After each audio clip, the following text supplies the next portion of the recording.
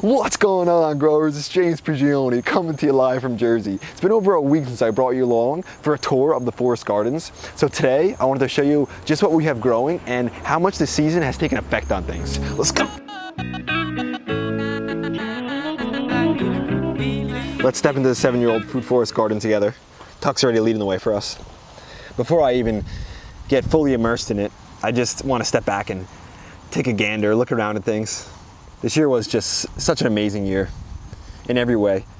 To bring you guys along for it, the harvest we had, the lessons we learned, and I'm so excited for next year already because I've got so much experience that I've gained from this year, so much knowledge, and I'm gonna apply that next year, so that's always exciting. Different ideas, and every year a new door opens. And when that happens, it just, you wonder how many other doors there are.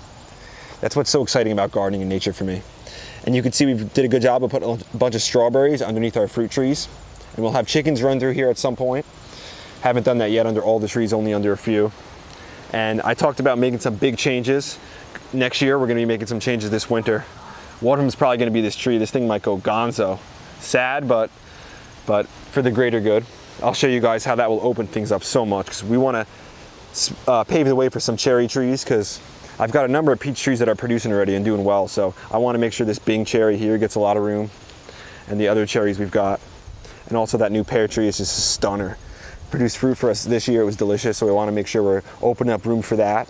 That's also going to open up plenty of room for our grapes, which is super important. I talked about that with you guys. Doing these tour style videos are some of my favorite videos to do, just to bring you through and show you the progression of everything and give you a taste of what it's like to have a food forest.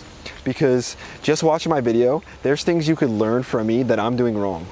I'm sure there's things I'm doing right also, but I'm definitely doing things wrong. And if you're able to see that, to point it out and to make changes and say, well, James might be doing it that way, but if I do it this way, I can get it a little better. I can increase my yield, I think, a little more.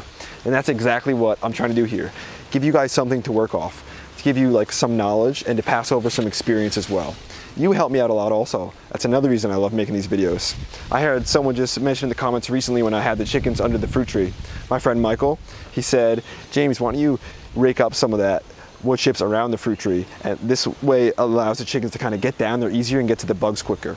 That was a great, simple idea. That's what I did. I went out there, moved the ground a little more, made it easier for the chickens to get in, and bam, they went to work even quicker. So simple little ideas. I miss them. We all miss them. By sharing and communicating with each other, I think that'll really actually bring a lot more value to all of us. When you're starting your food forest gardens though, don't neglect the beauty. One reason is just to bring you happiness when you go out there, but also it draws the bees in, it draws the insects in, it draws the life in. That's what you want in a food forest garden, as much life as possible. A lot of times that's how we have to heal soils, especially really super sandy soils, or even grasses that have a lot of thatch on it. Reminds me of Paul Gauci. And he talks about how when he used to do some landscaping, he would go to someone's lawn and they would have just thatch, all that extra dead grass lying on top of it, and they'd have to rake it out, because there was no life to actually come in and break down that thatch, because they were using chemical fertilizers. So what Paul did, he said, was just he would go to these properties and just put chicken manure down all over the top of it. Within a few days or so, that thatch would all be gone, because he brought the life back into the, not to the soil, but the life back into the system, into the grass, because that's what's actually going to create all those cycles, break down the manure and make it turn into nutrients. We need that life. That's what's actually going to be the key.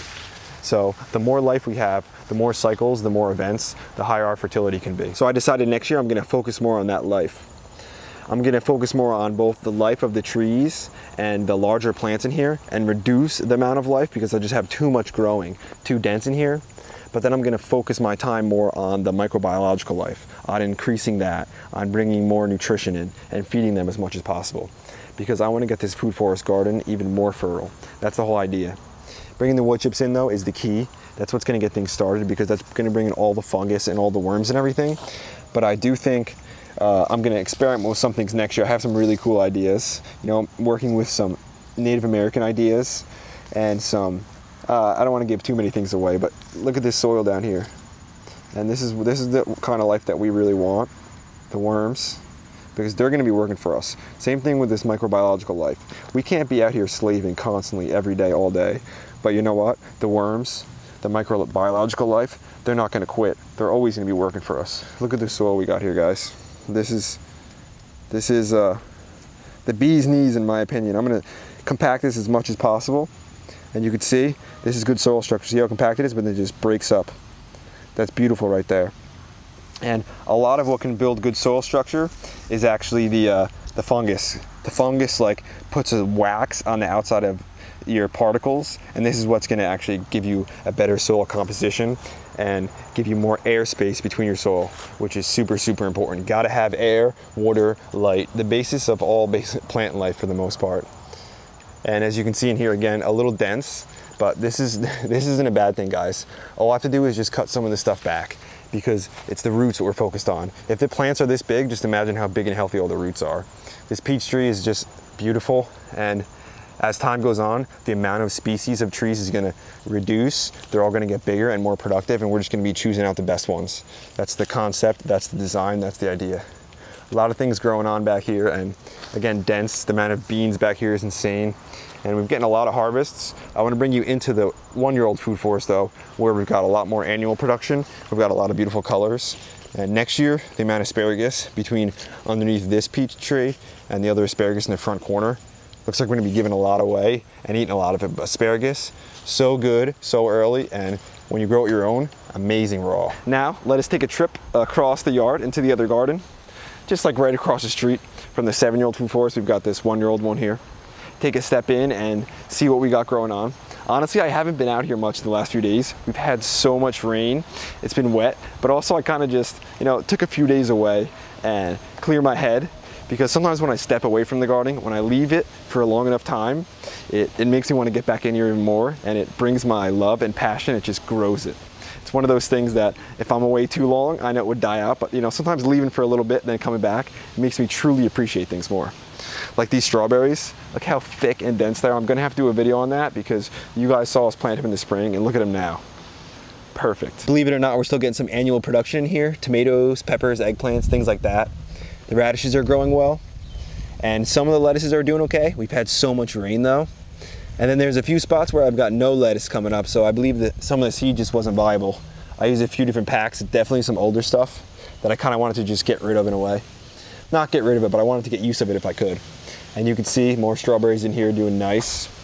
The fruit trees that I planted in the spring are looking beautiful now. They've had all summer to get used to the ground. Fall's come, it's cooled off, the more wet water has come, and they're starting to show some good growth. We've got green beans, some purple ones growing up it. Still got some stuff working on the milkweed monarchs for next year. Got to keep those in. And some of you questioned when we planted the green beans if we were actually going to get anything, if it was too late. So yeah, we're still getting some delicious dragon tongues here, and the color, so beautiful. Look at that. Love me some dragon tongue beans. Such a good flavor and taste as well. Put a few lettuces out here and there, just to try to get some food later in the season. I honestly didn't eat that much lettuce this year because I planted more kale and stuff. I try to eat more kale and things like that as opposed to lettuce. Tomatoes doing real nice, as you can see. And as the cucumbers start to finish up, we're still eating some of them, but as they start to finish up, you can see the grapes that were behind them. So in the spring, we put grapes, a number of them, along the fence line because we want to always make sure we're focused on perennials when it comes down to it. So they just grew behind the cucumbers with that little bit of shade and just excelled really nicely. Now they've taken over the space, and we'll cut those back and keep them coming back for next year, and they'll be excellent. And this is where we planted radishes with the carrots. We showed you how we did the board trick with that. We planted radishes with that because we're going to get that extra yield in the location. Also helps space the carrots. So a little trick. Peppers still producing well, as you can see the blacks. And that Rosita eggplant is ridiculous right now. I'm gonna have to do an eggplant video or something because they're going off right now. And we could probably do a harvest video in a few days if you guys want to see that. Show me some love down in the comments. Show Tuck some love also. We always are reading them, and I read him the comments. He sits and listens, and I know he enjoys them. So we put some new kale in. It looks like it's getting worked a little bit. It's just that time of year where it's tough for the kale. Even my good kale that was doing great all year is starting to take some bug damage. It's just with the weather changing and everything, it's a tough time to be a plant, but we're still getting some tomato. Look at the color on these garden peach ones. Dang, beautiful color right there. So many peppers still, these sweets, the Jimmy Nardello, I believe that's that one, and the lipstick pepper we've also got. Fun varieties. This peach tree back here, excelling beautifully. And this is our nicest looking peach tree, I think, so far. And there's even more cucumbers back here. So this back section has kind of gone rogue. The wild tomatoes have absolutely taken over.